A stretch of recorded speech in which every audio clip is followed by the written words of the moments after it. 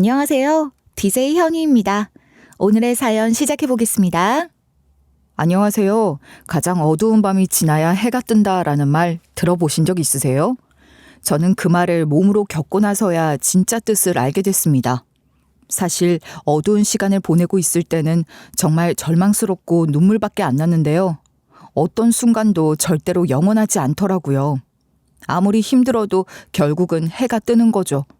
혹시 여러분도 그런 적 있으신가요? 세상에서 가장 가까워야 할 사람이 제일 큰 상처를 주는 경험 말이에요. 저는 고달픈 줄도 모르고 견디며 살다가 선물 같은 존재를 만났습니다. 그리고 인생을 다시 태어난 것처럼 살 수 있었죠. 제가 들려드릴 사연은 한번 무너졌다가 다시 일어나는 과정에 대한 이야기예요. 여러분께 위로가 되기를 바라면서 들려드릴게요. 저는 지금 펜션을 운영하면서 나름 만족스럽게 살아가는 40대 초반의 남자입니다. 나름 부록을 넘긴 세월을 살았지만 이 사연을 듣고 계시는 분들 중에는 저보다 훨씬 현명하고 연륜 있는 분들도 많으실 것 같아요. 공감하실지 모르겠지만 저는 인생이라는 건 소용돌이라고 생각해요. 아무래도 어릴 때부터 쉽지 않은 사건을 보냈거든요. 사실 저는 겉으로만 보면 누구나 부러워할 법한 환경에서 자랐습니다. 아무리 봐도 부족할 게 없어 보이는 집안의 외동 아들이었으니까요. 용우, 너는 인생을 사는 게 너무 즐겁겠다. 갖고 싶은 거 다 가질 수 있고 배우고 싶은 것도 다 배울 수 있잖아. 아저씨도 너희 부모님 같은 사람이 돼야 할 텐데. 그러게, 너도 너희 부모님에 걸맞는 어른으로 성장할 수 있도록 최선을 다해야 돼. 다른 애들하고는 다르다고. 제 주변 어른들은 항상 부모님에게 감사해야 한다고 하셨습니다. 하도 귀에 딱지가 않도록 들으니까 저도 그런 줄로만 알았어요. 아무래도 우리 아버지는 대기업에 다니는 임원이셨고 어머니는 대학 교수셨으니까요. 그러다 보니 저는 집에 돈도 부족한 적 없었고 교육도 넉넉하게 받았습니다. 하지만 살다 보면 그게 전부가 아니라는 걸 깨닫는 순간이 오더라고요. 다들 짐작하시겠지만 저는 원래 온실 속의 화초처럼 자랐어요. 아주 어릴 때는 혹시나 넘어질까봐 항상 어른의 품에 안겨 있었고 혼자 우산을 쓰고 나가본 적도 없었습니다. 그리고 말투 하나부터 손짓 하나까지 부모님이 세세하게 교정하셨어요. 그래서 어디를 가나 어린애답지 않게 성숙하고 의젓하다며 칭찬을 받았죠. 그때는 그게 당연히 좋은 건 줄 알았고요. 하지만 학교에 가보니 완전 다른 세계가 펼쳐지더군요. 보통 남자애들이라면 서로 짓궂게 장난치기도 하고 뛰어놀기도 하잖아요. 하지만 저는 과잉보호 때문에 자전거조차 탈 줄 몰랐던 겁니다. 뭔 소리야? 자전거를 탈 줄 모른다는 게 말이 돼? 너 뭐 잘못 먹었냐? 야, 얘들아, 얘 하는 말 들었어? 자전거를 타본 적 없다는데 그냥 우리랑 놀기 싫다고 하면 되잖아. 뭐하러 이런 새빨간 거짓말을 해? 거짓말한 거 아니야. 진짜 어떻게 타는지 몰라. 이런 건 배워본 적이 없단 말이야. 너희는 어디에서 배웠는데? 과외를 따로 붙여주신 거야? 무슨 자전거를 배우는데 과외를 불러? 너 진짜 어디 다른 세상에서 살다 왔냐? 이런 건 그냥 감으로 배우는 거라고. 따로 선생님이 없어도 누구나 할 줄 아는 거란 말이야. 외국어로 이야기를 나누는 것처럼 아예 말이 통하지 않았습니다. 저는 처음으로 받는 타박 때문에 난처하고 당황스럽더라고요. 하지만 집에 가서 이런 상황을 알려도 크게 달라지지 않았어요. 어머니, 저 자전거를 배우고 싶습니다. 학교에 갔더니 친구들은 전부 자전거 타며 놀더라고요. 아예 자전거 타고 등교하는 애들도 있어요. 대부분 탈 줄 안다는데 저만 할 줄 모르니까 곤란해요. 안 돼. 자전거 타다가 얼마나 넘어지기가 쉬운 줄 알아? 이게 다 우리가 널 위해서 배우지 못하게 한 거다. 걔네들은 부모가 애 무릎 까지는 건 뭐 신경도 안 쓰나 보지? 굳이 친하게 지낼 필요 없어. 내가 보기에는 가난해서 운전기사 하나 고용할 능력이 없으니까 자전거 태워서 등교시키는 거야. 어차피 자전거 타봤자 청박해 보이니까 괜한 짓 하지 마라. 너는 그런 거 배울 시간에 책 한 권 더 읽을 생각하면 돼. 이런 집안 분위기 속에서 크다 보니 저는 아무것도 용기 낼 수 없었습니다. 그러다 보니 남자애들 사이에서 저는 손가락질 당하고 투명인간 취급받기도 했어요. 아무도 저랑 같이 놀고 싶어 하지 않았고 말 섞는 것조차 부담스러워 하더라고요.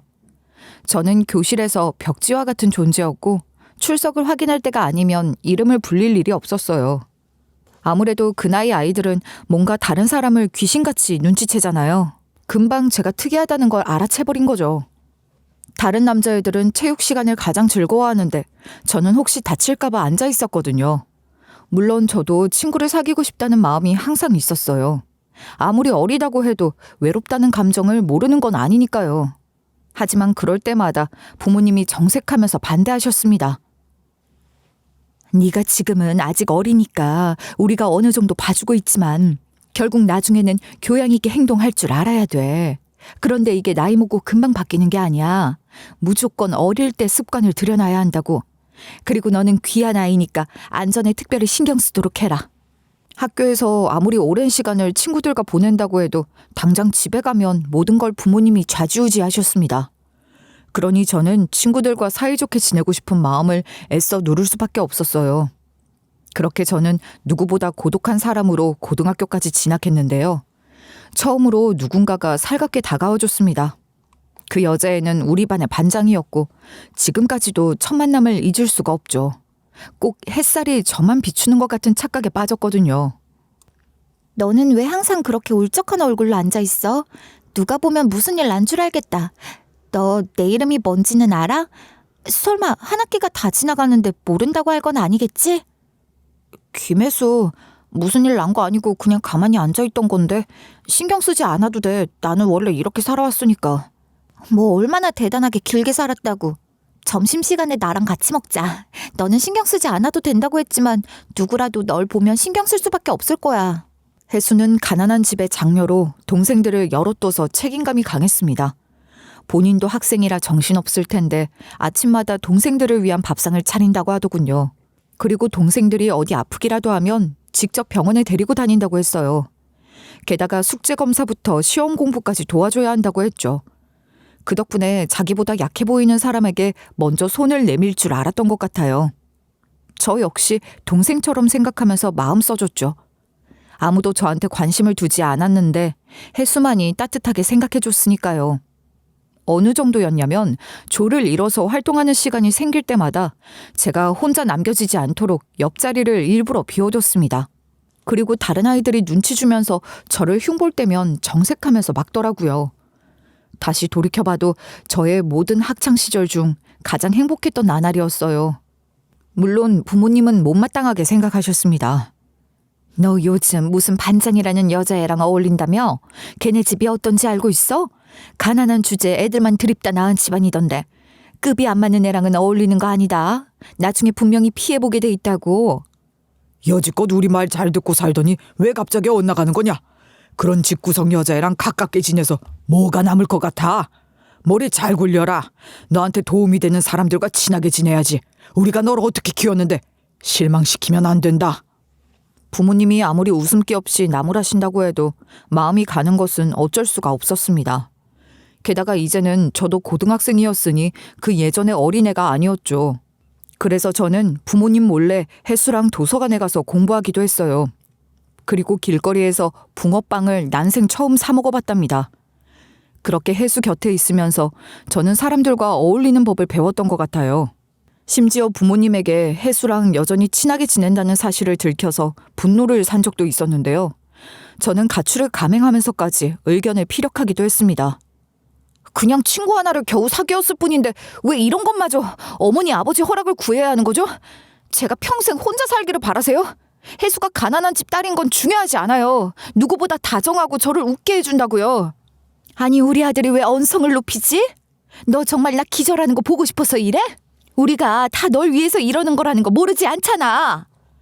저한테는 그렇게 느껴진 적 없어요. 항상 힘들었는데 티내지 않으려고 노력했을 뿐이라고요.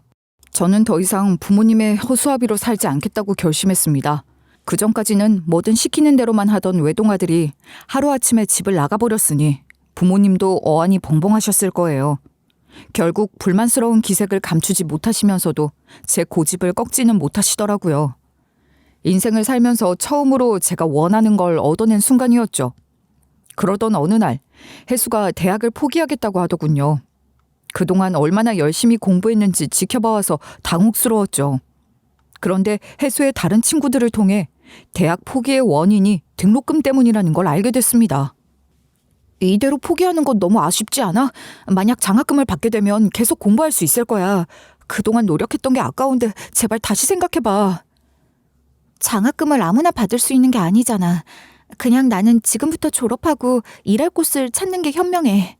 막상 노력했다가 장학금 못 받으면 고생한 보람이 없잖아.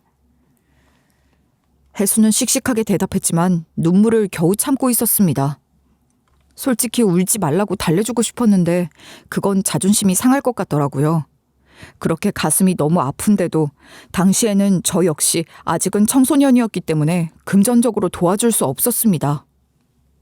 결국 저는 고민을 거듭하다가 부모님에게 먼저 도움을 요청했죠. 그리고 부모님은 제가 혜수와 더 이상 만나지 않는다는 조건을 걸고 등록금을 도와주셨어요. 그렇게 저는 부모님이 만들어주신 계획을 따라 유학을 떠났다가 돌아와야 했죠. 사실 유학을 다녀왔다고 하면 대단히 외향적이라고 생각할 거예요.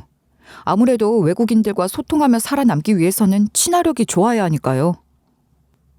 하지만 저는 겨우 혜수를 만나 사람들과 어울리는 법을 배운 사람이었어요. 그러다 보니 저는 낯선 땅에 떨어져 지낸 몇 년 동안 오히려 원래 성격으로 돌아와 버리고 말았습니다. 게다가 아무리 영어를 배웠어도 문화에서 오는 차이를 좁히는 게 쉽지 않더라고요. 아무리 시험에서 고득점을 받는다고 해도 말 한마디 주고받는데 걸리는 감정의 차이를 좁히는 건 다른 문제였거든요. 결국 저는 친구들도 거의 사귀지 못하고 하루 종일 도서관에만 틀어박혀 공부만 하다가 돌아왔습니다. 용은 너는 기껏 멀리까지 와서 공부만 하더라. 아깝지 않아? 어차피 한국으로 돌아가면 다시 열심히 살아야 할 텐데. 여기서 있는 시간만이라도 자유를 즐기면서 놀자. 오늘 진짜 재밌을 거야. 아니야, 괜찮아. 나는 원래 노는 거 안 좋아해. 혼자 도서관에 가서 공부하는 게 편하거든. 너희끼리 즐겁게 다녀와. 너는 진짜 인생 재미없게 산다.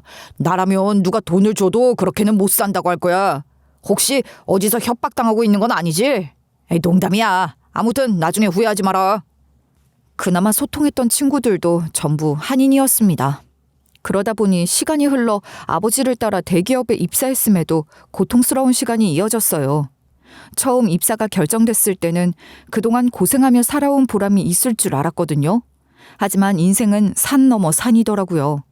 왜냐하면 저는 능력으로는 인정받았지만 동료들과 자꾸 부딪혔거든요. 용우 씨는 뭐든 혼자서 하는 거 좋아하더니 인정받는 것도 혼자 해서 만족하시겠어요? 아무리 그래도 같은 팀인데 팀워크 같은 건 관심도 없나요? 에이, 뭘 물어보세요. 용우 씨 성격이면 당연히 관심도 없겠죠. 오히려 눈엣가시 같을 수도 있어요. 지금도 우리가 귀찮게 말 건다고 생각하고 있을지도 몰라요. 저는 과거에 투명인간 취급받던 트라우마들이 불쑥불쑥 떠올라서 우울감에 시달렸습니다. 하루하루가 무기력하게 느껴졌고 아침에 눈을 떠도 침대에서 몸을 일으킬 수조차 없더라고요. 심지어 출근 준비를 하다가 멍하니 화장실 거울을 들여다보는 게 일상이 됐죠. 그리고 입맛이 전혀 없는데도 살기 위해 억지로 밥을 밀어넣는 시간들이 반복됐습니다. 하지만 자꾸 체하고 속이 울렁거리는 통에 병원도 여러 번 들락거렸어요.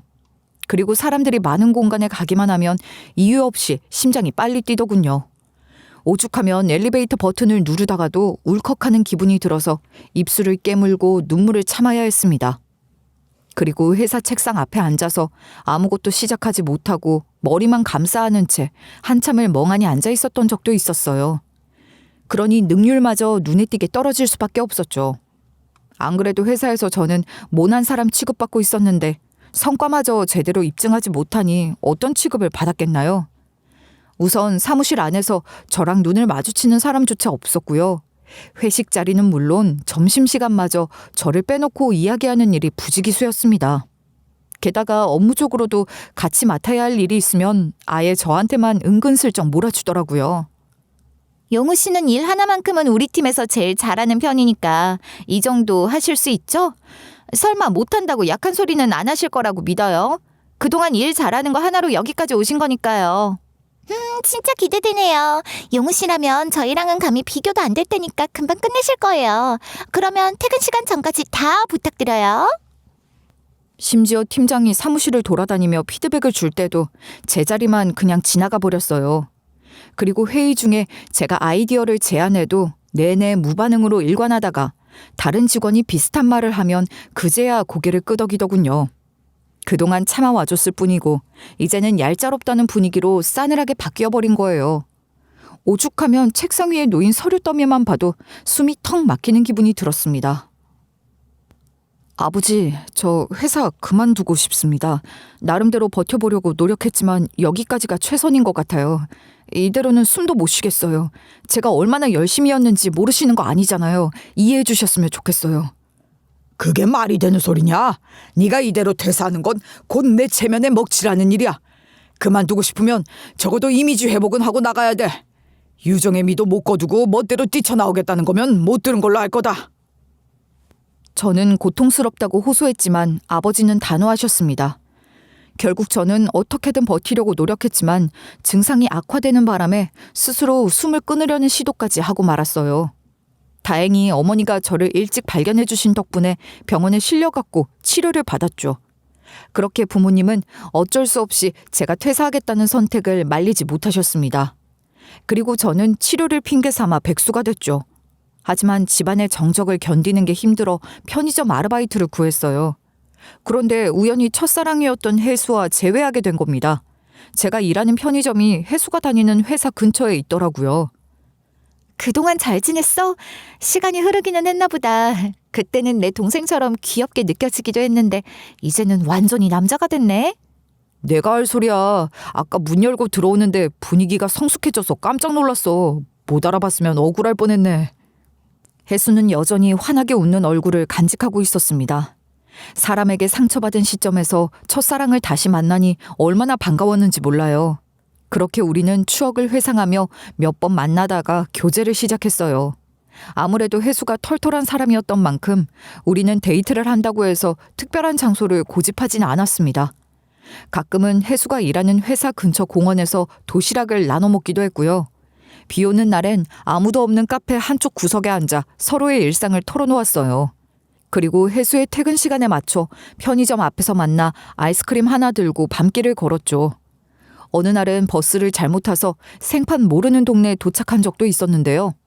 그 길에서 마주친 노점상 아주머니에게 물어 돌아오는 길마저도 우리에겐 추억이 되더라고요. 꼭 우리가 영화 속 주인공이 된 것처럼 행복했습니다. 게다가 혜수는 길거리에서 파는 뻥튀기나 떡볶이 같은 소소한 먹거리를 무척 좋아했기 때문에 굳이 근사한 레스토랑이 아니어도 행복하다고 말해주더라고요. 아무래도 회사를 그만두고 편의점 아르바이트 중인 저를 배려해서 한 말 같았어요.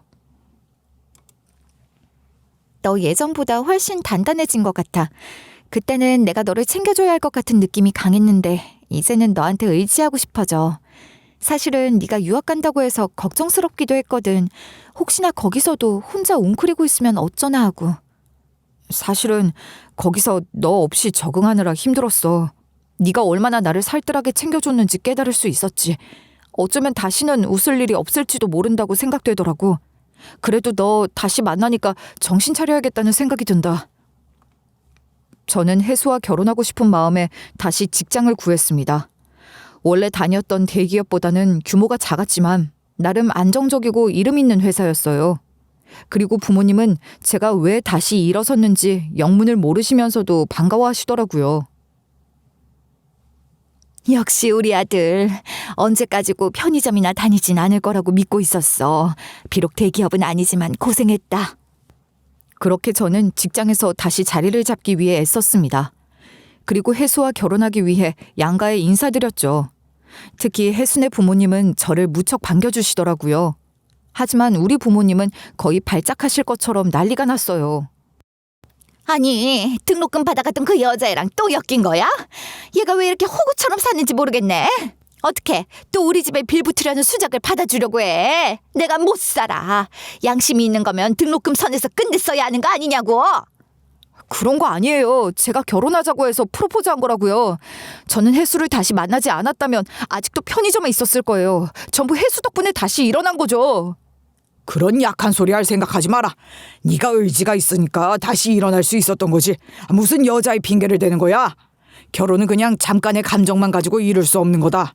남은 인생을 함께해야 하는데 무슨 사랑 타령이냐. 포기해라. 제가 혜수 덕분에 치유받았다고 하는데도 부모님은 강경하게 반대하는 입장을 고수하셨습니다. 솔직히 아무리 밝은 혜수라도 상처받았을까 봐 걱정스럽더라고요. 하지만 혜순 이 정도 반대는 각오하고 있었다면서 오히려 저를 위로했어요. 그렇게 원래 주변에서 반대할수록 사랑이 돈독해지는 법이잖아요. 혜수의 뱃속에 우리 사랑의 결실이 찾아와 줬습니다. 더 이상 반대하지 않으셨으면 좋겠어요. 혜수 뱃속에 제 아이가 생겼거든요. 평생 말씀해 오셨듯이 진정 교양 있고 매너 있는 남자라면 책임지는 게 맞겠죠. 그러니 더 이상은 반대할 생각하지 마세요. 아니, 손주가 생겼다고? 그래, 네 나이 정도 됐으면 이제 자식도 키워야지. 그래도 사이가 좋은 건 맞았나 보구나. 이게 운명이라면 우리가 뭘 더 반대하겠냐. 결국 차갑게 대하시던 부모님도 손주가 생긴다고 하니 받아들이시는 눈치였습니다. 약간 반갑게 생각하시는 것 같기도 했어요. 심지어 어머니는 직접 아내를 데리고 운전해서 병원을 다니시더라고요. 아내 역시 우리 어머니에게 진정한 며느리로 인정받을 생각에 들떠 보였죠. 그런데 막상 임신하고 시간이 흘러가면서 아내의 태도가 바뀌기 시작했습니다. 맹세하건대 절대로 처음부터 이런 건 아니었어요. 분명 아내도 엄마가 될 준비를 하면서 행복해했거든요. 아침마다 출근 전에 일어나면 거실 가득 이미 클래식 음악이 흘러나오고 있었고요. 하루가 멀다 하고 저를 닮은 아이를 낳고 싶다면서 제 어릴 적 사진을 들여다봤습니다. 아직 멀었다는 걸 알면서 매일 눈 뜰 때마다 언제쯤 우리 아이랑 만날 수 있을지 애타는 마음으로 생각하게 돼. 나만 이런 거 아니지? 당신도 그런 거 맞지? 엄마가 된다는 건 세상에서 가장 설레는 일 같아. 당신은 분명히 좋은 엄마가 될 거야. 나처럼 울적하고 힘들었던 사람도 밝게 만들어준 게 당신이잖아. 그러니까 마음 놓고 10달 건강하게 지낼 생각만 하면 돼. 괜히 다른 걸로 스트레스 받지 마. 제가 퇴근하고 돌아오면 거실 한가운데에 택배 상자가 수북이 쌓여 있었는데 전부 아기 용품이었어요. 그러니 우리는 같은 마음으로 새 생명을 기다리고 있다고 굳게 믿었죠. 하지만 아내는 점점 날선 예민함과 끝없는 우울에 빠져들었습니다. 하루에도 몇 번씩 이유 없이 울음을 터뜨렸고 TV 속 육아 프로그램을 보다가도 갑자기 채널을 꺼버리며 이건 다 현실이 아니라며 중얼거리더군요. 그리고 새벽에 갑자기 침대에서 벌떡 일어나 거실을 서성이며 괜찮다고, 잘하고 있다고 스스로에게 주문처럼 말하던 모습도 잊을 수 없습니다. 당신 혹시 무슨 일 있는 거야? 뭐 어디 배가 아파? 아니면 꿈이라도 꾼 거야? 혼자 끙끙 앓지 말고 나한테 의논해줘. 우리 앞으로 평생 같이 살아가야 할 부부인데 당신 혼자 힘들게 만들고 싶지 않아. 내가 말하면 당신이 해결해 줄 수는 있기라도 해? 뭘 안다고 귀찮게 하는 거야. 나 지금 생각 중이니까 방해하지 마. 아무리 부부라도 매사에 함께 할 수는 없는 거잖아. 내가 당신 회사 일 언제 나한테 다 보고하라고 한 적 있어? 없잖아. 저는 매일같이 조심스럽게 눈치를 보면서 말을 걸었습니다. 괜히 웃는 얼굴로 괜찮냐고 물어보다가 트집 때문에 무안해진 적도 있었어요. 하지만 처음에는 그런 아내를 이해해주고 싶은 마음이 더 컸던 것 같아요. 원래 임신하고 나면 호르몬이 요동치고 감정 기복이 생긴다는 말이 있잖아요. 우리 부부가 초보 엄마, 초보 아빠라서 헤맬 수밖에 없는 거라고 생각했어요. 하지만 그게 하루 이틀도 아니고 몇 달이 넘어가니까 제 일상까지 흔들리더라고요. 심지어 제가 직장에 다니는 것도 방해가 될 정도였죠. 당신 뭐 먹고 싶은 거 있어? 생각나는 거 다 말해봐. 내가 퇴근길에 사올 테니까. 괜히 살찔까 봐 걱정하면 안 돼. 결국 당신이 먹는 것들이 다 영양분이 되는 거니까. 뭐야? 내가 뭐 먹고 싶은지 묻는 게 아니라 애 때문에 먹으라는 거야? 왜 나를 챙기는 척을 해? 진짜 당신한테 중요한 건 내가 아니라는 거잖아. 위선 떨지 마. 아내는 사소한 것 하나라도 꼬투리 잡아서 노여워했습니다.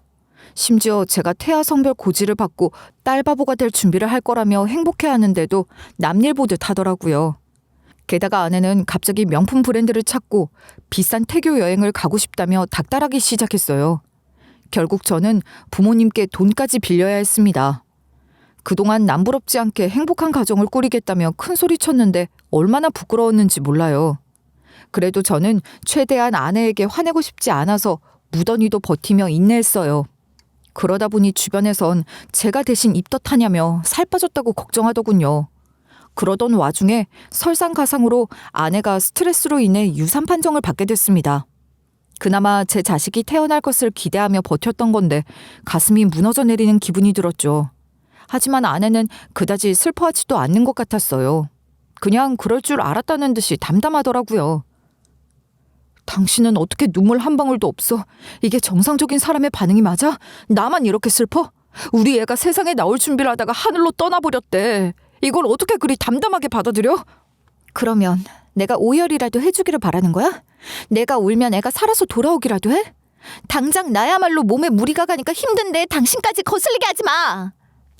아내는 오히려 저를 한심하다는 듯이 노려보면서 비꼬더라고요. 그동안 뱃속에 아이가 있으니 정말 많이 참아줬던 건데 같이 아이를 잃고 서글픈 상황에서까지 이렇게 비뚤게 나오니까 분노를 참을 수 없었습니다. 하지만 아내는 제가 격하게 쏟아내든 말든 한 귀로 듣고 한 귀로 흘리는 것처럼 굴더라고요. 그래서 이미 결혼도 해서 다 잡은 물고기인데 뭐 어쩔 거야. 설마 내가 어릴 때 그 천사처럼 평생을 살아갈 거라고 믿은 건 아니지? 당신도 살면서 변하는 부분이 있잖아. 나도 그런 거라고. 저는 배신감에 치를 떨었는데 아내는 아랑곳하지 않고 기름을 부었어요. 제가 사놨던 딸의 신발이나 옷들을 모조리 갖다 버린 겁니다. 어떻게 이렇게 정리가 쉬울 수 있나 싶어서 억장이 무너지더라고요. 자연스럽게 저는 아내에게 정말 많이 실망했고 상처를 받았어요. 그리고 길고 길었던 사랑이 무색하게 정이 다 떨어지더군요. 결국 저는 아내와의 이혼을 고려하게 됐어요. 그런데 아내가 적반하장으로 나왔습니다.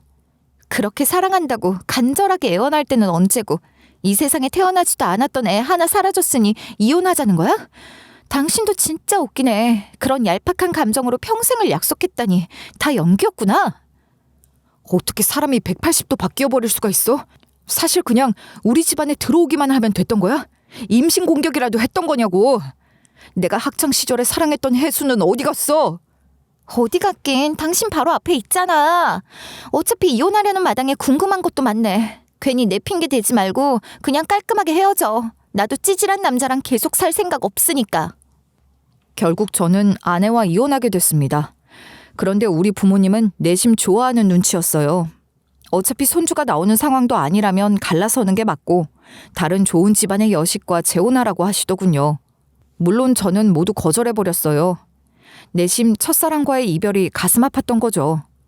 그렇게 시간이 흐른 어느 날 전 장모님에게 울면서 전화가 왔습니다.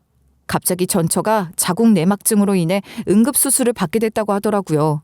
솔직히 왜 저한테 전화하셨나 싶기도 했어요. 하지만 저도 모르게 발이 먼저 움직여 급히 달려갔습니다. 아무리 정이 다 떨어져서 이혼했더라도 인생의 유일한 사랑은 어쩔 수 없었나 봐요. 그렇게 저는 전 장모님을 달래드리면서 전처의 수술이 무사히 끝나기만을 기다렸습니다. 그런데 주치의가 급히 보호자를 찾으며 들어오라고 하더라고요. 애써 두려운 마음을 숨기며 전 장모님을 부축해 수술실로 들어갔죠. 그러고 나서 수술실에 들어가자마자 제일 먼저 눈에 들어온 건 전처의 배였어요. 같은 침대에 누워 살았음에도 처음 보는 광경이 펼쳐져 있었죠. 바로 전처의 배에 문신이 그려져 있었던 겁니다. 심지어 초음파 사진을 기반으로 그려넣은 것 같았어요. 그리고 그 밑에는 제 이름과 전처의 이름이 새겨져 있었죠. 아니, 분명 저랑 살 땐 저런 문신을 본 적이 없는데 도대체 이게 무슨 상황이죠? 원래 이런 건 관심도 없던 사람이잖아요. 순식간에 마음이 혼란스러워지면서 표정 관리가 어려웠습니다. 그런데 전 장모는 이미 알고 계셨는지 별로 놀라지 않으시더라고요. 왜 놀라셨는지 알겠네요. 그렇지만 이건 제 딸이 원해서 했던 거예요. 그러니 너무 신경 쓰지 마시고 수술해 주셔도 됩니다. 그렇게 저는 전 장모님을 다시 부축해서 수술실 바깥으로 나왔습니다. 솔직히 다리에 힘이 쭉 풀리려는 걸 겨우 참았어요. 그리고 저게 도대체 어떻게 된 거냐고 조심스럽게 여쭤봤죠. 분명 저랑 헤어지기 전까진 전처가 아이의 유산을 그리 힘들어하지 않는 눈치였잖아요. 게다가 저렇게 아이를 추억하는 건 별로 흔한 방법이 아니기도 하고요. 우리 딸이 그동안 자네한테 침묵을 지키라고 해서 말하지 않으려고 했네. 하지만 우리 딸이 너무 가여워서 안 되겠어. 얼마나 사랑했는지 다 아는데 자네한테 미움받고 헤어진 게 안타깝지 않겠나? 그렇게 전 장모님은 흐느끼면서 겨우 말문을 여셨는데요. 상상도 하지 못했던 충격적인 이야기가 새어나왔습니다. 그동안 저는 전처가 임신 공격으로 저를 고통스럽게 한 줄로만 알았고 우리 어머니랑도 병원을 같이 다니면서 별말 없길래 사이가 좋은 줄 알았거든요. 그런데 우리 어머니가 전처에게 아들을 낳아야 한다며 강요해 오셨다는 겁니다. 아무리 요즘은 아들, 딸 가리지 않고 소중하게 여긴다지만 그건 근본 없는 집안이나 그런 거다. 하나를 낳더라도 아들을 낳는 게 맞아. 세상에 중요한 일 누가 다 해? 우리 집안의 대를 이어가려면 아들을 낳도록 힘써라. 어머님, 아이의 성별은 제가 고른다고 해서 정해지는 게 아니잖아요. 저랑 그이는 건강하게 낳아주기만 하면 된다고 생각하고 있어요. 그건 용우 걔가 아직 뭘 몰라서 그러는 거야. 네가 내조 똑바로 하려면 용우가 헛소리해도 중심을 잘 잡아줘야지. 무조건 아들이어야 한다. 네 시아버지도 정말 기대가 크다고. 우리가 너 임신해서 겨우 허락해줬다는 거 잊지 말거라. 원래는 전처도 어머니랑 가까워지게 됐다며 좋아했지만 어머니가 왜 직접 병원에 데리고 다니려고 하시는지 깨달은 뒤로 고역이었다고 했습니다. 아직 태아의 성별을 알지 못하던 시기부터 계속 강조했다고 하더라고요. 그리고 태교도 사내아이 중심으로 해야 한다며 푸른색 소품을 사다 주셨죠. 하지만 결국 태아 성별을 초음파로 알게 됐을 때 딸이었잖아요. 당연히 우리 어머니는 전처에게 난리를 쳤다고 하더라고요. 아무래도 전처가 임산부라 해코지를 가한 것은 아니었지만 운전대를 꽉 붙잡고 허공에 고함을 지르시거나 스스로 머리를 쥐어뜯으셨다고 해요. 전처한테 직접적으로 해를 가한 건 아니었지만 눈치를 볼 수밖에 없는 환경을 조성한 거죠. 내가 곰곰이 생각해봤는데 네가 아예 어린 것도 아니고 나이가 좀 있잖니? 언제 또 10달 배부르고 낳을 수 있겠어. 괜히 힘들이지 말고 하나만 제대로 낳아서 키우는 게 맞다. 딸은 흘려보내도록 하자. 감히 전처의 심정을 짐작할 수도 없었습니다. 눈앞에서 시어머니에게 아이를 흘려보내라는 요구를 들었을 때 얼마나 가슴이 아팠을까요? 하지만 전처는 차마 저한테 말할 수도 없었다고 해요. 안 그래도 우리 부모님이 극구 반대하시는 결혼을 제가 강경해서 밀어붙이고 임신해서 겨우 꼴이 난 거였잖아요. 분명 이를 알게 되면 저랑 부모님 사이는 엇나가서 돌아올 수 없을 거라고 걱정한 거죠. 아무리 그래도 말은 했어야 하지 않나 싶었습니다. 저뿐만 아니라 전 장모님도 같이 의논하는 게 맞다고 생각하셨대요. 하지만 전처가 제발 비밀로 해달라며 간곡히 부탁했다고 하더라고요. 혜수야, 그래도 장서방이 알아야 하지 않겠어? 너 혼자 다 감당할 수는 없을 거다. 분명 정서방이라면 네가 고통스러워하지 않게 편을 들어줄 거라고. 왜 혼자 끙끙 앓고 있는 건지 도저히 이해가 안 되는구나. 그이 부탁으로 들어주셨던 거긴 하지만 그래도 시부모님이 제 등록금도 내주신 고마운 분들이시잖아요. 사실 저만 떨어져 나가면 모두가 행복할 텐데 괜히 천륜을 끊어버리고 싶진 않아요. 전처는 우리 부모님을 은인처럼 생각했나 봐요. 아무래도 대학을 포기했다가 가게 된 거니 의미가 남다르긴 했겠죠. 그래서 전처는 저한테 정을 떨어뜨리고 먼저 이혼을 요구하기를 기다렸던 겁니다. 하지만 이혼까지 가기도 전에 스트레스가 극심해서 아이가 먼저 유산된 거죠. 당시에는 전처가 제 앞에서 무척 담담한 것처럼 보였잖아요. 하지만 친정으로 돌아가고 나서 가장 먼저 전 장모님에게 했다던 말이 도저히 잊혀지지 않습니다. 엄마, 너무 슬프면 눈물도 안 나더라고요. 아직도 제 뱃속이 텅 비어버렸다는 게 믿기지 않아요. 우리 아이 세상빛도 못 보고 먼저 떠나서 어떡해요. 더 좋은 엄마 만나지도 못한 게 미안해서 잠도 못 자겠어요. 그제야 전처의 모든 언행이 이해가 가면서 가슴이 찢어지는 고통을 느꼈습니다. 그리고 저는 눈물을 흘리면서 전처의 수술이 무사히 끝나고 눈뜨기를 기다렸어요. 역시 전처는 제가 있다는 것 자체를 깜짝 놀라하더라고요. 아무래도 전 장모님은 전처가 원해서 저를 부르신 게 아니었고 전처가 응급수술을 들어가게 된 상황에서 저를 의지하고 싶은 마음에 부르신 거였어요. 저는 전처가 사랑했던 남자니까요. 그렇게 저는 무릎을 꿇고 전처에게 용서를 구했습니다. 그리고 전처 역시 오열하면서 저를 용서해 주더라고요. 당신을 외롭게 하고 슬프게 만들어서 미안해. 내가 바보같이 당신이 얼마나 고생스러운지 모르고 있었어. 이제는 혼자 힘들어하지 마. 나는 무슨 일이 있어도 당신 편이고 싶어. 다시 한번 기회를 준다면 당신한테 인생을 걸게. 내가 말 안 했으니 당신은 몰랐던 건 당연하지. 그게 당신을 위한 거라고 생각했어. 사실 우리 정말 나쁘게 헤어졌는데 내가 아프다고 달려온 걸 보면 당신의 사랑은 여전하구나. 이왕 모든 게 밝혀졌으니 당신 곁을 떠나고 싶지 않아. 저랑 전처는 언제 이혼했냐는 듯이 서로를 끌어안고 울었습니다. 겨우 제품에서 진정하는 전처를 지켜보고 있으니 마음이 차분해지더라고요. 그리고 저는 전 장모님에게 전처의 간병을 맡겼어요. 아무래도 제가 처리해야 할 일이 있다고 생각했거든요. 바로 본가로 돌아가서 어머니를 다그쳐야 했죠. 가증스럽게도 어머니는 제가 모든 정황을 알게 됐다는 걸 알고 깜짝 놀라더라고요. 아니, 네가 그걸 어떻게... 설마 걔가 너한테 고자질하러 오기라도 한 거야? 잠시만, 그렇게 흥분하지 말고. 다 나는 널 위해서 그랬던 거다. 그걸 말이라고 하세요? 어머니는 평생 저를 위한 거라고 강요하셨지만 진짜 저를 위한 적은 단 한 번도 없었어요. 오로지 어머니 체면을 위해서 저를 꼭두각시처럼 생각하신 거잖아요. 이제는 제 아이와 아내까지 고통스럽게 만드시나요?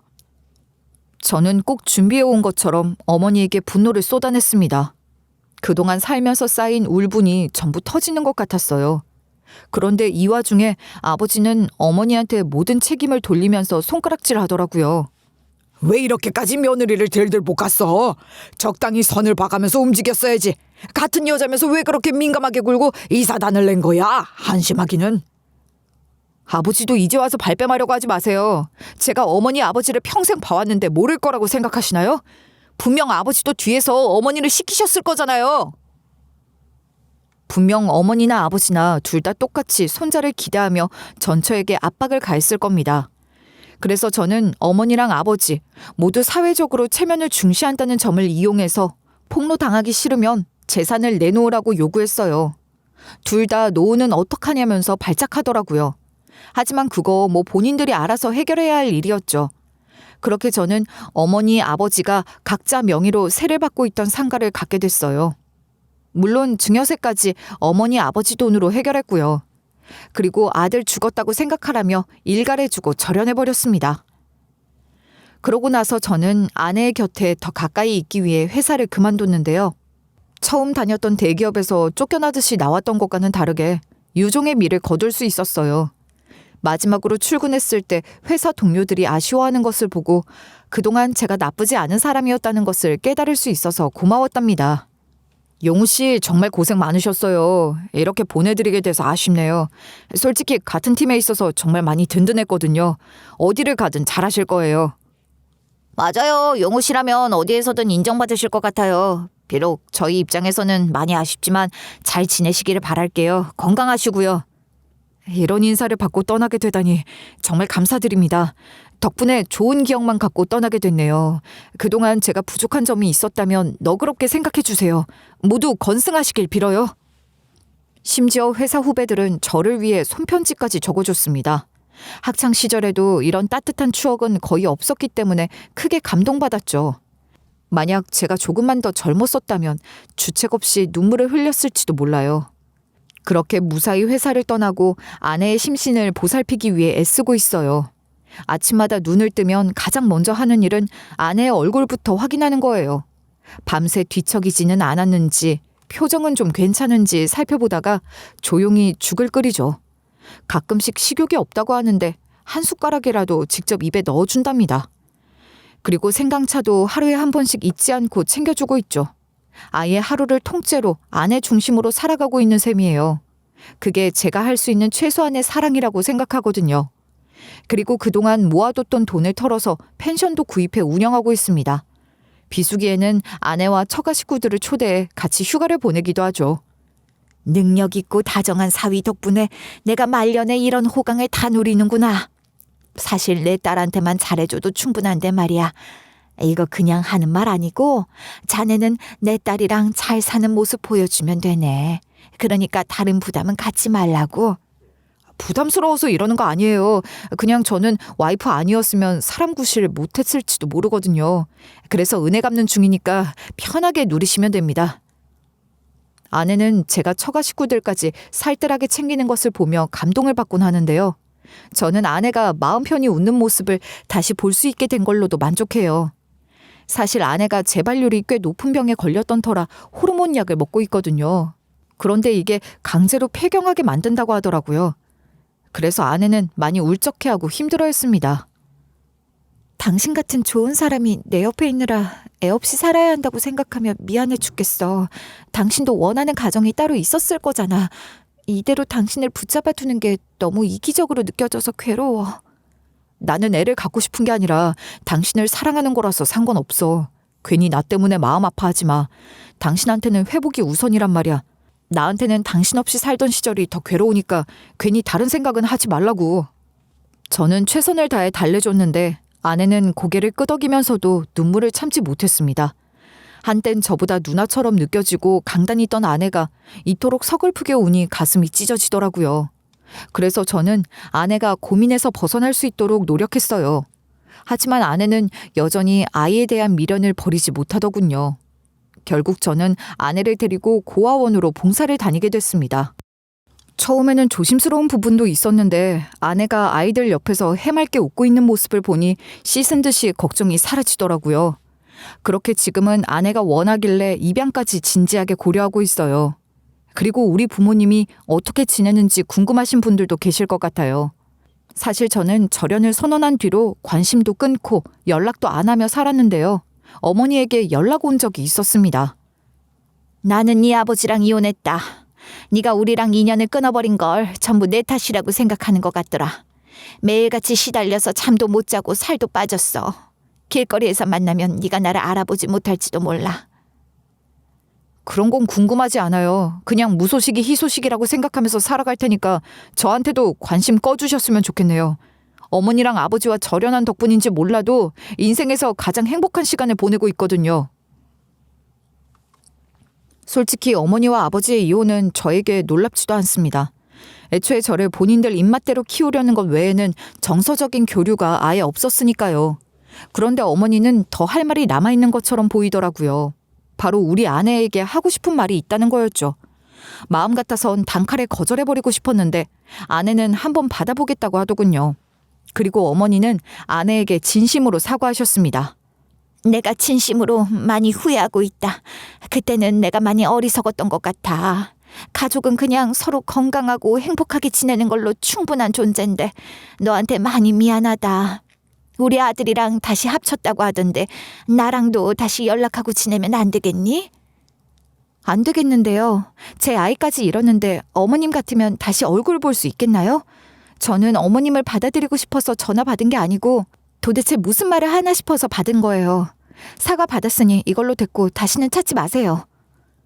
저 역시 얄짤없이 어머니의 호소를 거절했습니다. 아무래도 이제 와서 외로워하시는 것 같더라고요. 하지만 그 잘난 교수라는 직업으로 오래 사셨으니 누구라도 찾으려면 찾을 수 있지 않겠어요? 저는 저와 아내가 신경 써줄 이유가 없다고 생각했습니다. 그리고 어머니는 저의 단호한 태도를 마주하고 포기하셨는지 더 이상 연락하지 않으셨어요. 대신 저는 처가 식구들과 가까워질 수 있었는데요. 처음에는 처남들이 저를 불편해하고 거리 두는 것 같더니 이제는 잘 따라주고 있어요. 몇 번 제가 운영하는 펜션에서 같이 시간을 보내다 보니까 자연스럽게 편해진 것 같네요. 당신이 신경 쓸 게 많을 텐데 싫은 소리 한 번도 없이 내 가족들이랑도 사이좋게 지내줘서 고마워. 한 번 헤어졌는데도 당신 같은 남편을 다시 만날 수 있었다는 게 내 인생의 최고의 선물 같아. 나야말로 당신이 선물 같은 존재야. 나랑 피가 섞인 가족도 주지 못했던 정을 당신 통해서 받았다고. 비록 제 본가랑 처가는 집안 형편 차이는 나더라도 견고한 애정만큼은 비교할 수도 없다고 생각합니다. 저는 처가 식구들과의 교류를 통해 가족의 사랑을 배우고 있거든요. 그리고 이 사랑으로 아내를 행복하게 만들어주기 위해 노력하고 있죠. 이렇게 저는 아내 덕분에 다시 태어난 것처럼 밝은 인생을 살고 있습니다. 그래서 이 사연을 들어주신 분들께도 꼭 전하고 싶어요. 인생은 때로 망가진 다음에 비로소 진짜 제 편을 만날 수 있다고요. 지금까지 경청해주신 모든 분들께 감사드립니다.